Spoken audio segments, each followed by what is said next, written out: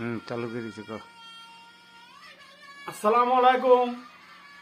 বাংলাদেশের ভাইদেরকে আমি বলতে চাই যে আমাদের বাংলাদেশের ভাইয়েরা এখনো মুখমাপি অর্থ হইল বুকা।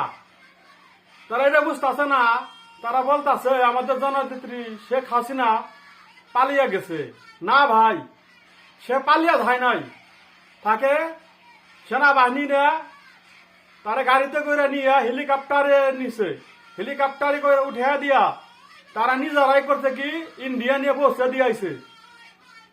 আমাদের দেশের বাহিনীরা তাকে নিয়ে ইন্ডিয়া পৌঁছে দিয়াইলো। সে পালিয়ে গেল কিভাবে? আপনারা এটা বুঝেন? আপনারা বলতেছেন সে পালিয়ে গেছে, হাসিনা পালিয়ে গেছে।